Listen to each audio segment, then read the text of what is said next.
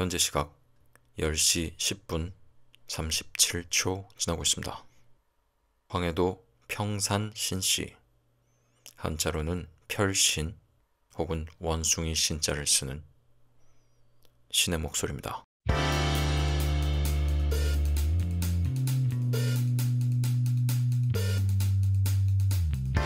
달리기를 말할 때 내가 하고 싶은 이야기 제2장 사람은 어떻게 해서 달리는 소설가가 되는가?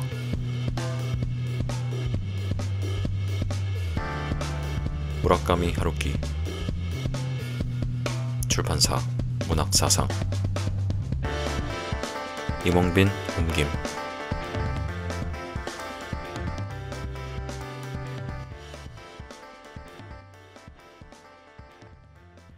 2005년 하와이주 카우아이 섬.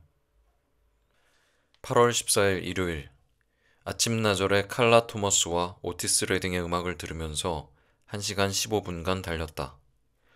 오후에는 체육관의 풀에서 1300m 수영을 죄송합니다. 이게 저도 한때 좀 달렸다면 달렸고, 그리고 요즘은 일주일에 2번씩 수영을 하고 있거든요. 그래서 이 운동량이 얼마나 대단한 건지 말도 안 되는 건지 좀 이렇게 몸으로 실감이 와서 어이가 없어서 웃음이 나오는 것 같아요.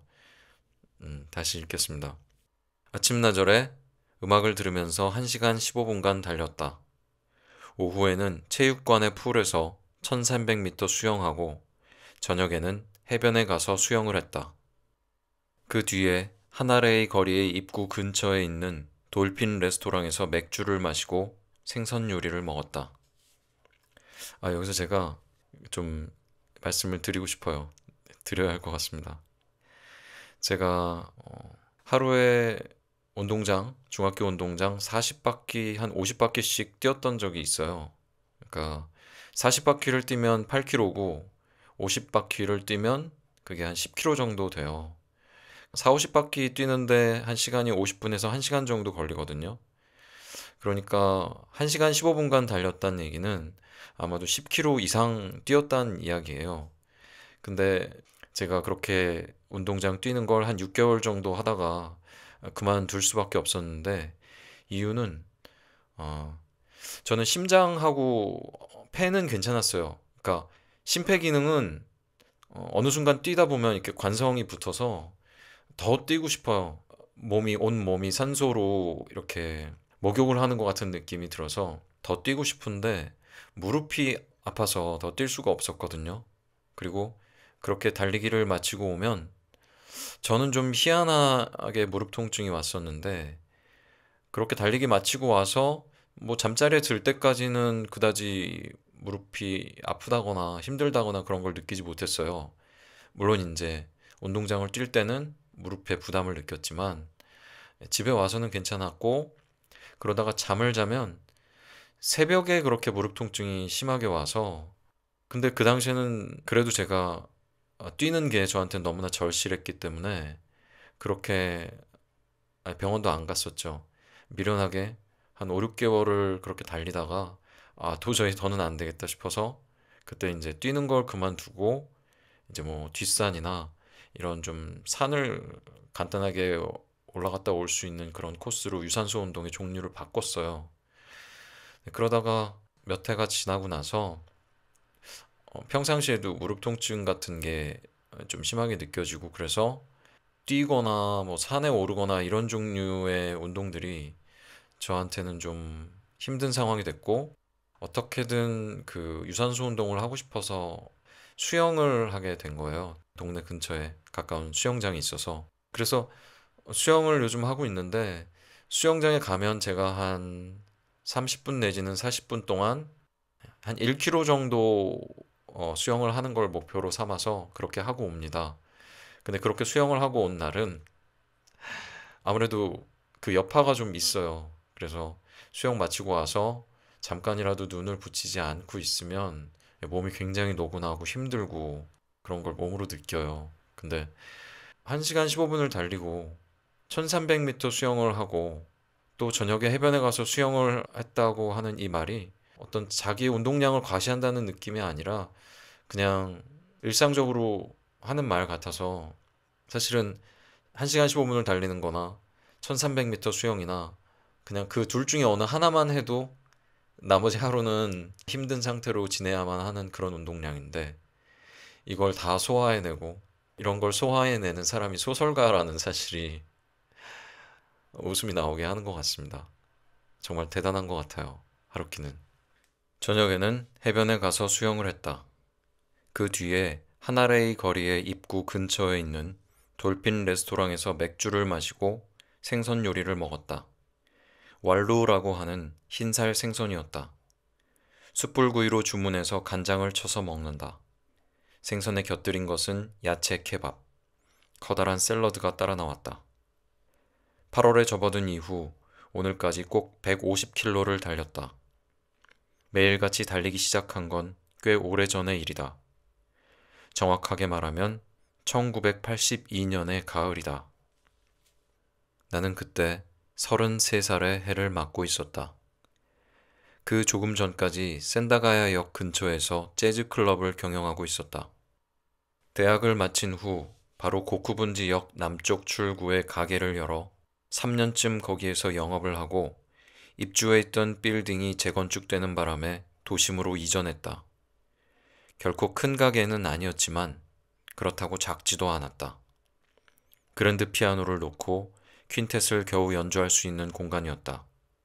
낮에는 커피를 서비스하고 밤에는 바로 영업을 한다. 음식도 대충 조금씩 팔고 주말에는 라이브 연주 프로그램을 짰다. 당시는 그런 가게가 아직 드문 편이어서 손님도 순조롭게 늘어났고 경영은 그런대로 괜찮은 편이었다.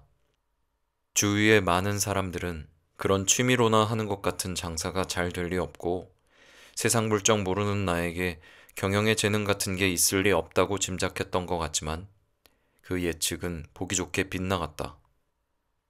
솔직히 말해서 나에게 특별히 경영의 재능이 있을 거라고는 나 역시도 생각하지 않는다. 실패하면 다시 일어설 길이 없었기 때문에 죽기 살기로 노력했다. 라고 말할 수 있을 뿐이다.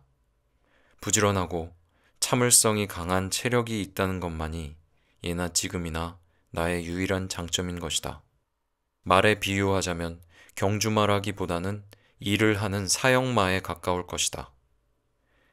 나는 셀러리맨의 가정에서 태어난 아이여서 장사에 대해서는 잘 몰랐지만 아내는 상인의 집에서 태어난 덕에 타고난 직감 같은 것이 있어 무척 도움이 되었다. 아무리 우량종 사형마라고 해도 나 혼자서는 여간에서 꾸려나갈 수 없었을 것이다. 일은 매우 힘들었다. 아침부터 한밤중에 이르기까지 녹초가 되도록 일했다. 여러 가지 뼈아픈 경험도 했고 머리를 감싸쥐고 고민했던 일도 있었고 시르이에 빠지는 일도 적지 않았다. 그러나 정신없이 열심히 일하는 사이에 점차 점원을 고용해서 채산을 맞출 수 있게 되었다. 그리고 20대 끝을 맞게 될 무렵에는 가까스로 한숨 돌릴 수 있게 되었다.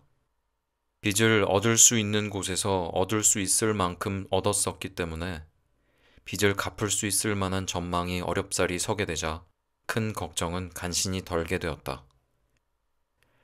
그렇게 되기까지는 어쨌든 살아남아 앞으로 나아가야 한다는 생각, 손님들에게 얼굴을 내놓고 있어야 한다는 생각 외에는 거의 아무것도 안중에 없었다. 인생의 가파른 계단 하나를 가까스로 오르고 나서 조금쯤은 트인 장소로 나온 느낌이 들었다. 여기까지 헤쳐나온 이상 앞으로는 어떻게든지 잘 되어갈 것 같은 자신도 생겼다. 심호흡을 하고 천천히 주위를 둘러보고 지나온 길을 뒤돌아보며 다음으로 나가야 할 단계에 대해서 생각했다. 30살이 바로 눈앞에 있었다. 이제 더 이상 젊은이라고는 할 수 없는 나이로 접어들고 있었다. 그리고 나로서도 전혀 예상하지 못한 일이었지만 소설을 쓰고 싶다는 생각이 불현듯 솟아났다. 소설을 쓰자고 생각을 하게 된 날짜를 정확히 기억해낼 수 있다. 1978년 4월 1일 오후 1시 반 전후였다. 그날 진구구장의 외야석에서 나는 혼자 맥주를 마시면서 야구를 관전하고 있었다. 진구구장은 내가 살고 있던 아파트에서 금방 걸어갈 수 있는 곳에 있어서 나는 그 당시부터 꽤 열성적인 야쿠르트 스와로즈의 팬이었다.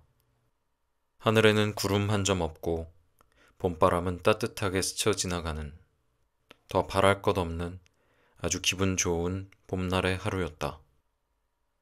그 무렵 진구구장의 외야에는 벤치 시트가 없이 경사면에 그저 잔디가 깔려있을 뿐이었다.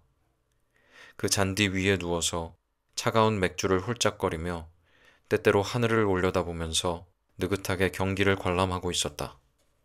관객은 늘 그렇듯이 많지는 않았다. 야쿠르트는 시즌 개막 경기의 상대로 히로시마 카프를 홈구장에서 맞이하고 있었다. 야쿠르트의 투수는 야스다로 기억하고 있다. 작은 몸집의 땅딸막한 투수로 아주 치기 힘든 변화구를 던진다.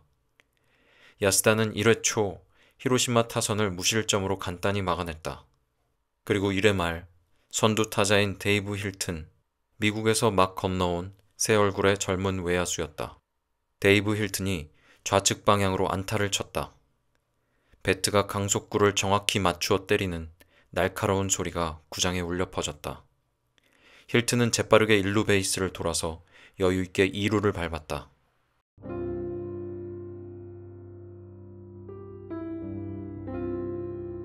내가 그렇지, 소설을 써보자 라는 생각을 떠올린 것은 바로 그 순간의 일이다. 맑게 갠 하늘과 이제 막 푸른빛을 띠기 시작한 새 잔디의 감촉과 배트의 경쾌한 소리를 나는 아직도 기억하고 있다. 그때 하늘에서 뭔가가 조용히 춤추듯 내려왔는데 나는 그것을 확실하게 받아들였던 것이다.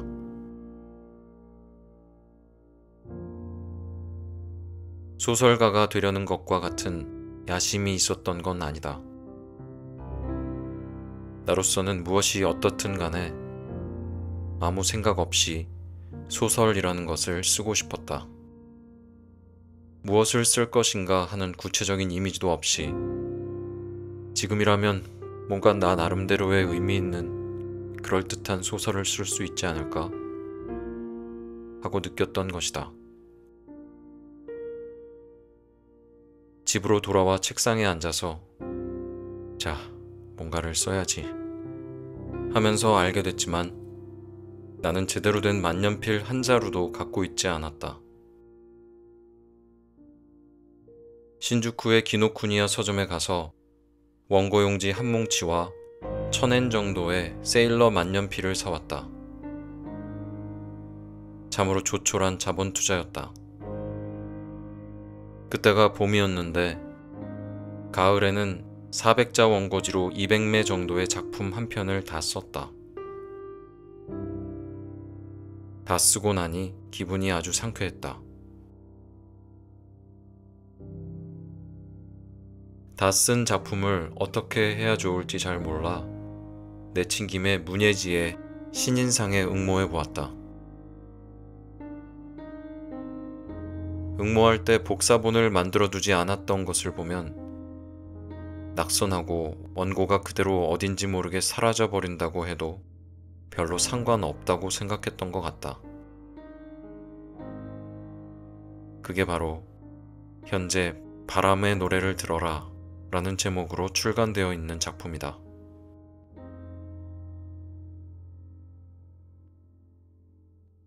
나로서는 작품이 햇빛을 보게 될지 못 보게 될지 하는 것보다 그걸 다 써낸 일 자체에 관심이 있었기 때문이다. 그해 가을에는 늘 지기만 하던 야쿠르트 스왈로즈가 리그 우승을 해서 일본 시리즈에 진출, 한큐 브레이브스를 격파하고 우승을 했다. 나는 두근거리는 가슴을 안고 시리즈가 열리고 있던 고라쿠엔 구장에 몇 번인가 구경을 갔다. 그래서 그해 가을의 일은 선명하게 기억하고 있다. 눈부시게 화창한 날씨가 계속되는 유난히 아름다운 가을이었다. 하늘은 더없이 높고 미술관 앞에 은행나무 가로수가 여느 때보다도 선명한 황금색으로 빛나고 있었다. 내게는 20대의 마지막 가을이었다. 다음해 초봄, 문예지 군조의 편집부로부터 당신 작품이 최종 심사 후보에 올랐습니다. 라는 전화가 걸려왔을 때는 내가 신인상에 응모했던 일 같은 건 까맣게 잊고 있었다. 나날의 분주한 생활에 너무나도 쫓기며 살았기 때문이다. 갑작스럽게 그런 말을 들어서 처음에는 무슨 일인지 잘 이해할 수 없었다. 네? 하고 의아스럽게 여긴 그런 느낌이었다. 어쨌든 그 작품은 신인상을 타고 그해 여름에 단행본으로 출판되었다. 그 책은 무난한 평가를 받았다. 나는 30살이 되어 뭐가 뭔지 영문도 모른 채 꼭 소설가가 되려는 확고한 의지도 없고 기대도 하지 않았는데 신진 소설가로 데뷔를 하게 된 것이다. 나도 놀랐지만 주위 사람들은 더 놀랐을 것이다. 그 후 카페를 경영하면서 두 번째 작품으로 1973년의 핀볼이라는 그다지 길지 않은 장편 소설을 써내고 그 사이 몇 편의 단편 소설을 써냈다. 스콧 피츠제럴드의 단편 소설 번역까지 했다.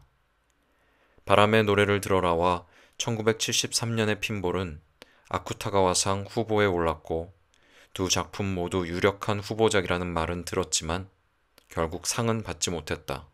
네, 아쿠타가와상은 그 아쿠타가와 류노스케라는 천재 작가를 기념하기 위해서 만들어진 일본의 문학상인데요. 나오키상과 함께 일본 문학계 최고 권위의 양대 문학상으로 평가된다고 합니다. 하지만 나로서는 솔직히 말해서 어느 쪽이 돼도 좋다고 생각했다. 문학상을 받는다면 취재나 원고 청탁 같은 것이 계속 날아들어올 것이고 그렇게 되면 가게 영업에 지장을 주지 않을까 하고 그쪽이 오히려 걱정이었다. 가게를 경영하고 가로 열고 장부를 적고 주문할 물건을 점검하고 종업원의 일정을 조정하고 나 자신도 매일 카운터에 자리를 잡고 칵테일이나 요리를 만들고 한밤중에야 가게 문을 닫고 집에 돌아와 부엌 테이블에 앉아서 졸음이 밀려올 때까지 원고를 쓰는 생활을 3년 가까이 계속했다. 보통 사람의 2배쯤 되는 인생을 살고 있는 듯한 느낌이 들었다. 물론 육체적으로 고달픈 나날이었고 소설을 쓰면서 손님을 맞는 장사를 하고 있어 여러 종류의 귀찮은 문제도 쏟아졌다. 접객업이라는 것은 찾아오는 손님을 자기 뜻대로 선택할 수 없는 일이다. 어떤 사람이 와도 어지간히 지독한 상대가 아닌 한 미소를 지으면서 머리를 숙이고 어서 오십시오 라고 하지 않으면 안 된다. 그 덕분에 수많은 이상한 사람들과 만나기도 했고 생각지도 못한 기묘한 체험도 했다. 그런 생활 속에서 나는 여러 가지 일들이 있을 때마다 흔연스럽게 받아들여 의욕적으로 일을 해나갔다. 대체로 나는 새로운 인생의 막이 열려진 데 따라 그것이 주는 새로운 자극을 긍정적으로 받아들이며 즐기고 있는 듯한 생각이 들었다. 그러나 좀 더 스케일이 큰 탄탄한 내용의 소설을 쓰고 싶다는 마음이 차츰 강하게 일어났다.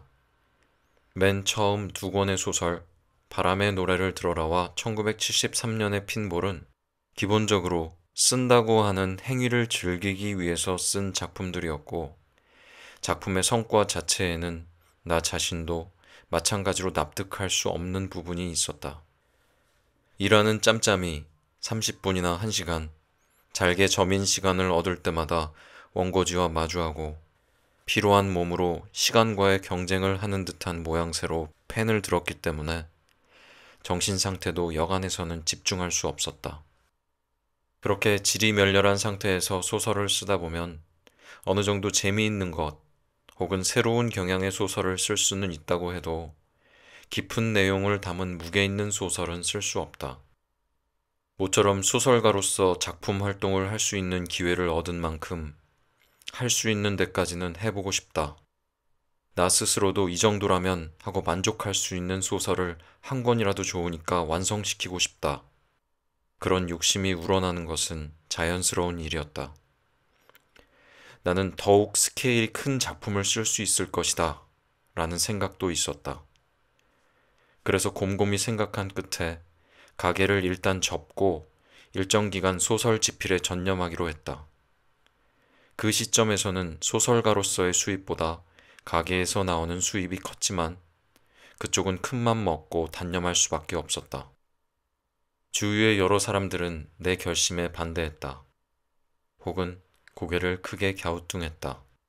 그들은 가게가 이제 궤도에 올랐으니까 경영은 다른 사람한테 맡겨놓고 자신은 어디선가 좋아하는 소설을 쓰면 좋지 않은가?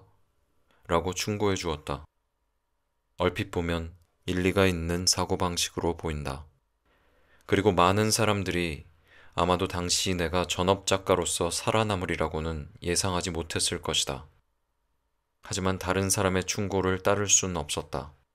나는 가령 무슨 일이든 뭔가를 시작하면 그 일에 전력을 기울이지 않으면 안정을 못 찾는 성격이다.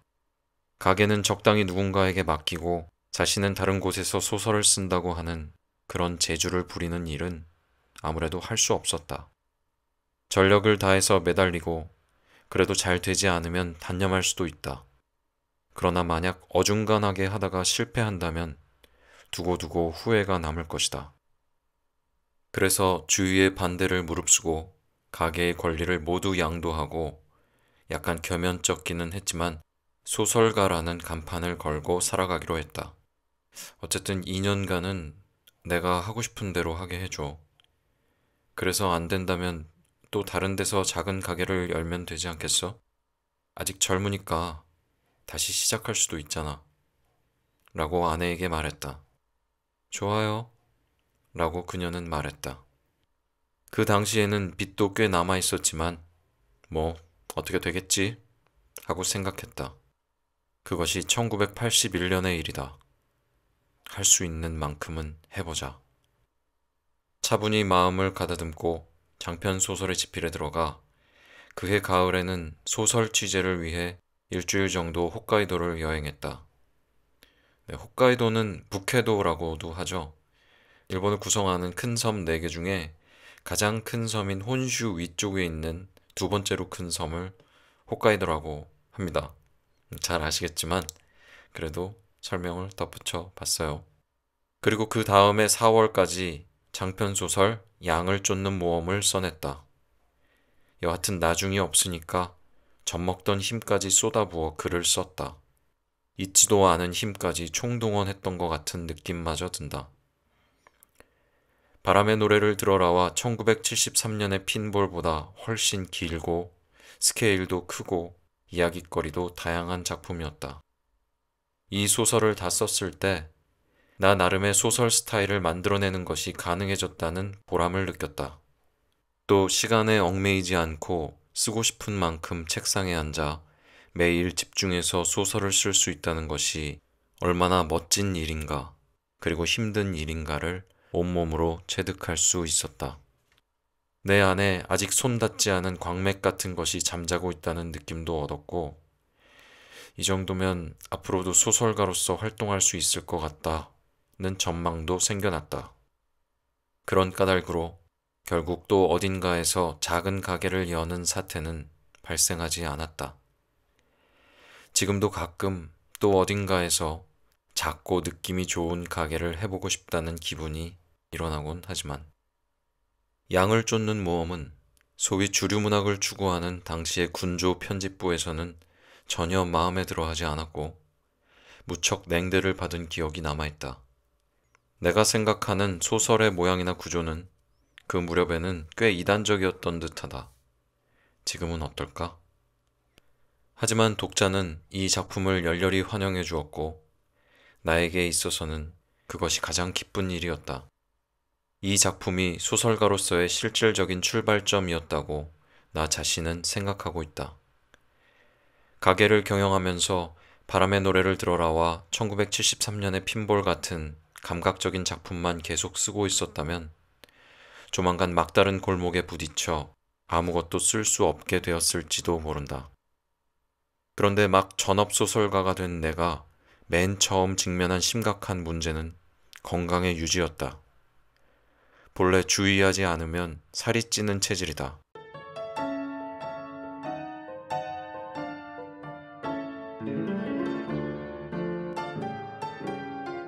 지금까지는 매일매일 격렬한 육체 노동을 해왔기 때문에 저체중의 안정 상태로 머물러 있었지만 아침부터 밤중까지 책상에 앉아서 원고를 쓰는 생활을 하게 되자 체력이 점점 떨어지고 체중은 불어났다. 신경을 집중하는 와중에 나도 모르게 담배도 지나치게 피우게 되었다. 그 무렵에는 하루에 60개비의 담배를 피웠다. 손가락이 누렇게 되고 온몸에서는 담배 냄새가 났다. 이것은 아무래도 몸에 좋지 않았다. 이제부터의 긴 인생을 소설가로 살아갈 작정이라 체력을 지키면서 체중을 적절히 유지하기 위해 방법을 찾지 않으면 안 되었다. 본격적으로 매일 달리게 된 것은 양을 쫓는 모험을 쓰고 난 얼마 후부터였다고 생각한다. 전업소설가로서 살아가자고 결심한 전후의 시기일지도 모른다. 달리는 것에는 몇 가지 큰 이점이 있었다. 우선 첫째로 동료나 상대를 필요로 하지 않는다. 특별한 도구나 장비도 필요 없다. 특별한 장소까지 가지 않아도 된다. 달리기에 적합한 운동화가 있고 그럭저럭 도로가 있으면 마음 내킬 때 달리고 싶은 만큼 달릴 수 있다. 테니스는 그렇지 못하다. 일일이 테니스 코트까지 가지 않으면 안 되고 상대도 필요하다. 수영이라면 혼자서도 가능하지만 수영을 하기 위해서는 적당한 풀을 찾지 않으면 안 된다.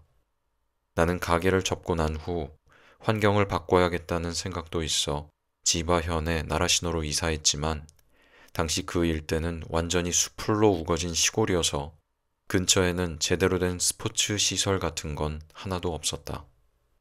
그래도 도로만은 갖춰져 있었다. 자위대의 기지가 근처에 있었기 때문에 차량 이동을 위해 도로는 잘 정비되어 있었다. 그리고 요행이 집 근처에 니혼 대학의 운동장이 있어서 이른 아침나절 그곳에 400m 트랙을 자유롭게 쓸 수 있었다. 그래서 나는 스포츠 종목으로 거의 망설임 없이 혹은 선택의 여지가 없었다고 해야 할까? 달리기를 선택했다. 그러고 나서 얼마 있다가 담배를 끊었다.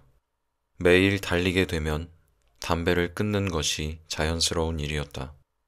물론 금연은 간단한 일이 아니었지만 담배를 피우면서 달리기를 매일 계속할 수는 없다.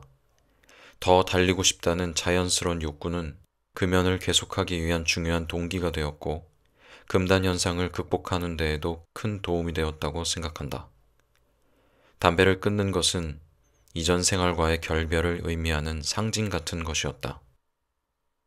나는 원래 장거리 달리기를 싫어하지는 않았다. 학교 체육 시간은 좋아하지 않았고 운동회 같은 것은 진저리 치게 싫었다. 그것은 위로부터 자, 해라 하고 강요된 운동이었기 때문이다. 자신이 하고 싶지 않은 것을 자신이 하고 싶지 않을 때 강요받는 일을 예전부터 참을 수 없었다. 그 대신 자신이 하고 싶은 것을 자신이 하고 싶을 때 자신이 하고 싶은 만큼 할 수 있다면 누구 못지않게 열심히 했다. 운동신경이나 반사신경이 특별히 뛰어나다고는 할 수 없어서 단기 결전형의 스포츠는 서툴렀지만 장거리를 달리거나 수영을 하는 것은 나의 천성과 잘 맞았다. 나 스스로도 그것은 어느 정도 알고 있었다. 그래서 별다른 위화감 없이 달리는 것을 비교적 순조롭게 생활의 일부로서 받아들일 수 있었다고 생각한다. 달리는 것과는 관계없지만 이야기가 조금 옆길로 새는 것을 허락한다면 나의 경우 공부에 대해서도 똑같은 말을 할 수 있다. 초등학교부터 대학에 이르기까지 극히 일부의 경우를 제외하면 학교에서 강제적으로 시키는 공부에는 대체로 흥미를 가질 수 없었다. 이것은 하지 않으면 안 되는 것이니까 하고 스스로에게 타이르면서 어느 정도는 해서 어떻게든 대학까지는 갈 수 있었지만 공부를 재미있다고 생각한 적은 거의 한 번도 없었다. 그래서 사람들에게 보일 수 없을 만큼 형편없는 성적을 올리지도 않았지만 좋은 성적을 받아서 칭찬을 받았다든가 뭔가에서 1등을 했다든가 하는 화려한 기억은 일절 없다. 내가 공부하는 일에 흥미를 느끼게 된 것은 소정의 교육 시스템을 어떻게든 마친 다음 소위 사회인이 되고 나서부터다. 자신이 흥미를 지닌 분야의 일을 자신에게 맞는 페이스로 자신이 좋아하는 방법으로 추구해가면 지식이나 기술을 지극히 효율적으로 몸에 익힐 수 있다는 것을 깨달았다.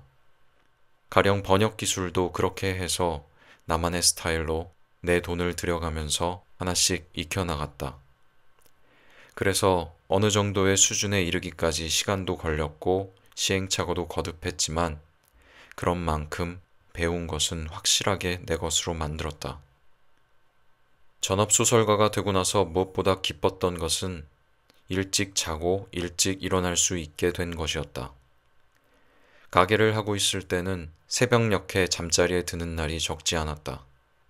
12시에 가게 문을 닫고 뒷정리를 하고 전표 계산을 하고 긴장을 가라앉히기 위해서 잡담을 하고 술도 조금 마신다.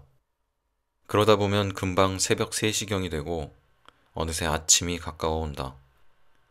부엌 테이블에 앉아 혼자서 원고를 쓰고 있으면 동력 하늘이 점점 밝아오는 경우도 자주 있었다. 당연한 일이지만 눈을 뜰 즈음에는 해는 이미 중천에 떠 있었다.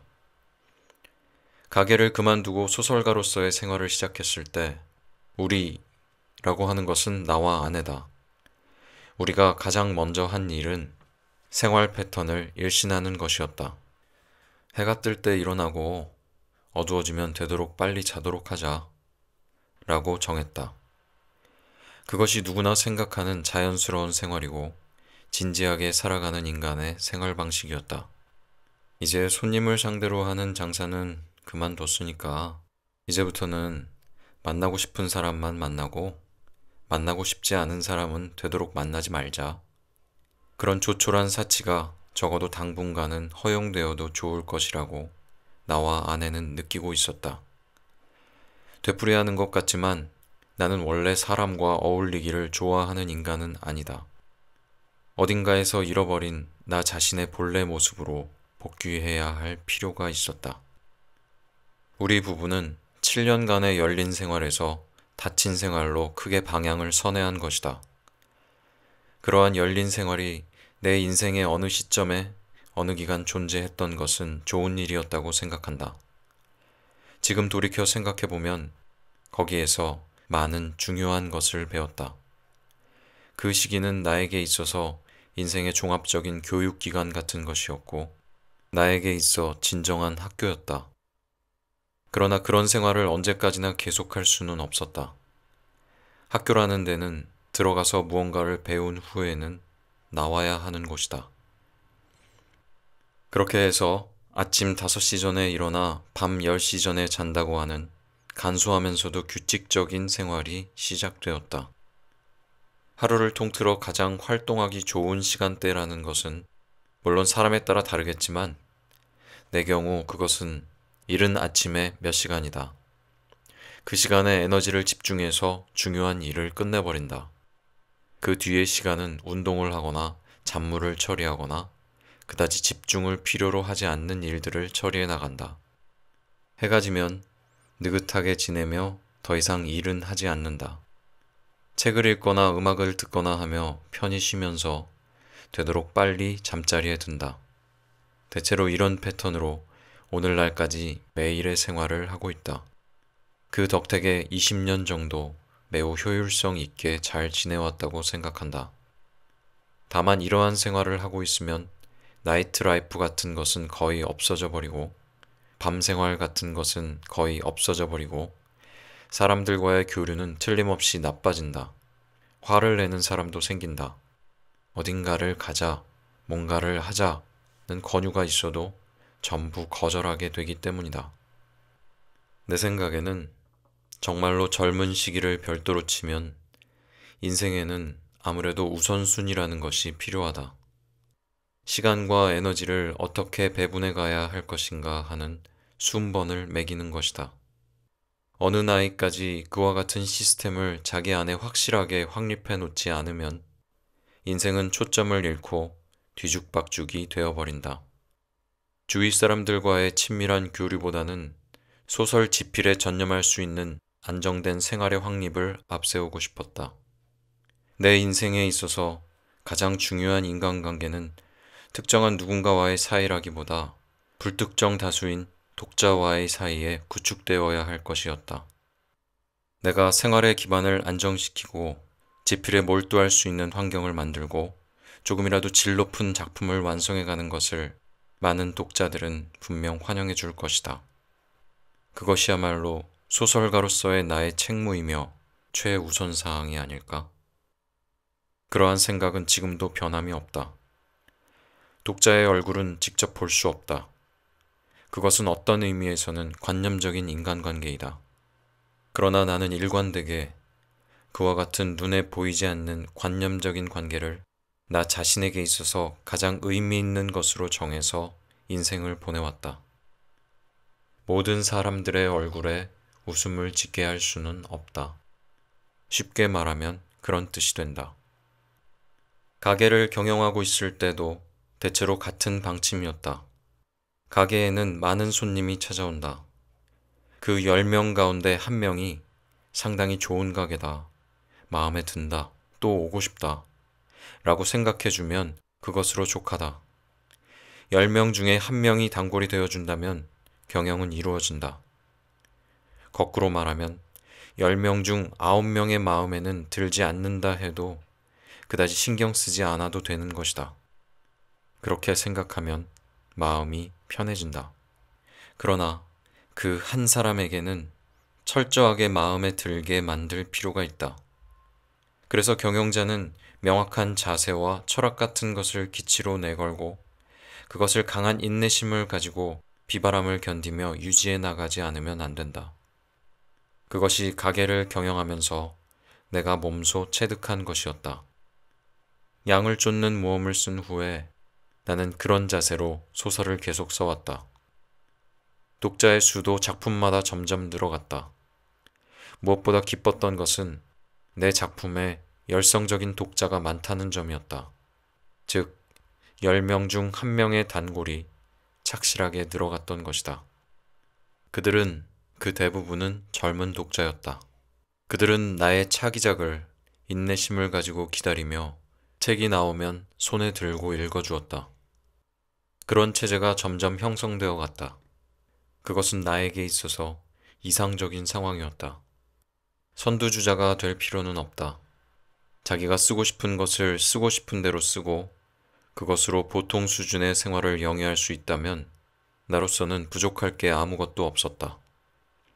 노르웨이의 숲이 예상치 않게 많이 팔려서 그와 같은 기분 좋은 상태를 다소 변경해야 했지만 그것은 훨씬 나중의 이야기다.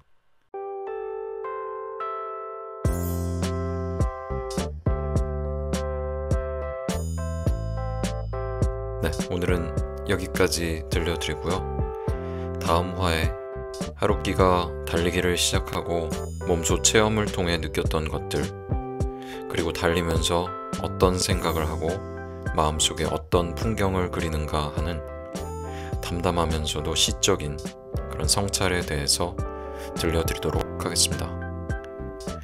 지니트린님께서 제 닉네임이 왜 신의 목소리인지 이제 알았다고, 그래서 제 닉네임이 늘 매번 이렇게 어떤 해명이 필요한 그런 닉네임인데 본의 아니게 그래서 오늘 방송 시작할 때 다시 한번 알려드렸습니다. 듣는 값 적지만 좋아요 하나 누르고 가신다고. 듣는 값 너무 많이 하셨어요. 당분간 좀 쉬셔도 될 것 같습니다.